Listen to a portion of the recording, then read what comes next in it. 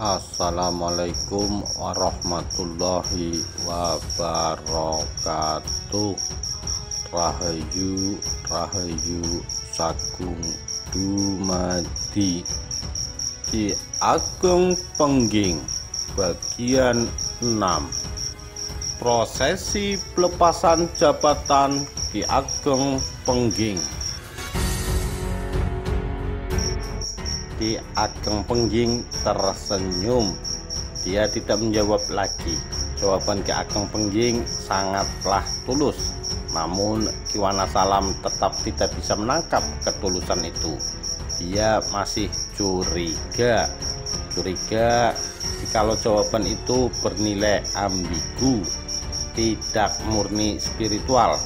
Namun tersirat juga maksud Ki Ageng Pengging mempunyai rencana merebut tahta Demak Bintoro.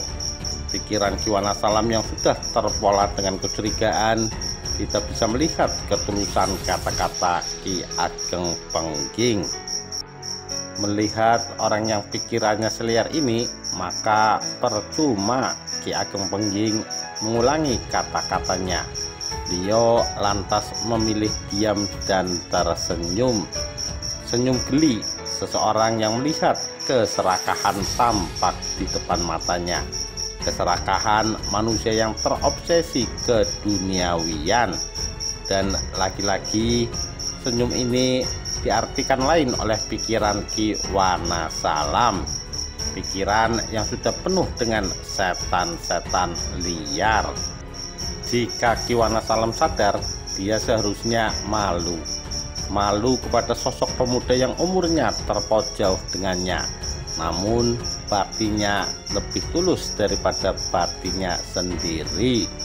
Dan pada akhirnya Ki Wanasalam menyampaikan amanat Sultan Demak. Dia mengeluarkan surat keputusan Sultan Demak. Sembari berdiri, dia membacakan surat keputusan tersebut. Surat tersebut berisi, mulai semenjak hari yang tertanda dalam surat keputusan Sultan Demak, Ki Ageng Pengging dilepas dari jabatannya sebagai Adipati Pengging. Dan Pengging bukan lagi wilayah tersendiri. Pengging akan dimasukkan ke wilayah terdekat. Untuk sementara menunggu keputusan lebih lanjut, Ki Ageng Pengging harus tetap memimpin Pengging dan tetap menjaga keamanan Pengging.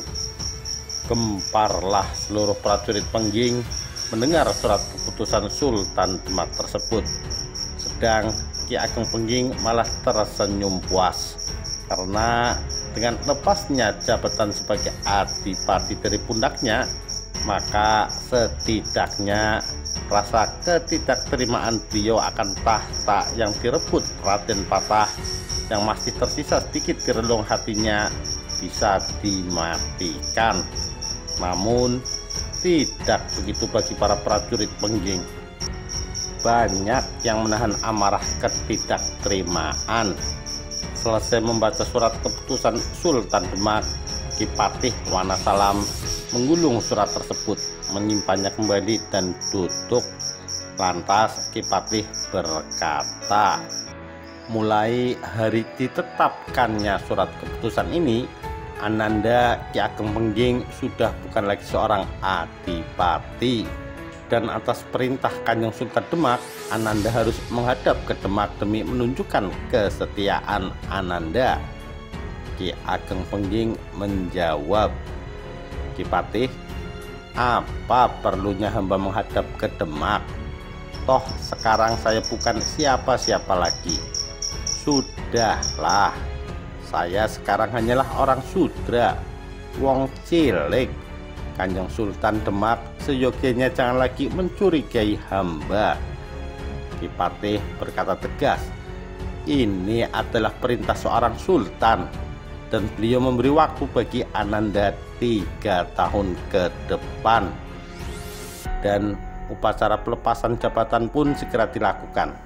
Setelah upacara usai, Ki Wanasalam kembali ke tempat istirahatnya. Dan Ki Ageng Pengging kembali ke dalam agung.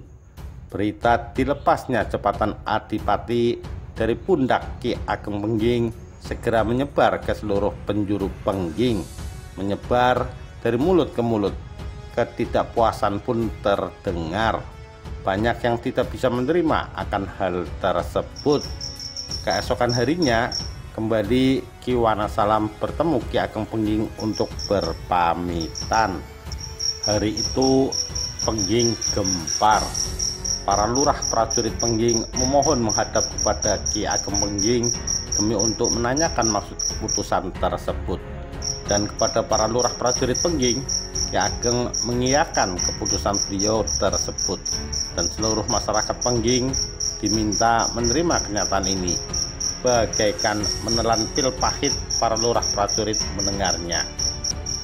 Ki Ageng Pengging lantas menawarkan kepada mereka untuk bergabung menjadi prajurit kadipaten yang bakal dipasrahi wilayah Pengging kelak, atau melepaskan jabatan sebagai prajurit dan bertani. Para lurah prajurit segera mengumpulkan prajurit Pengging.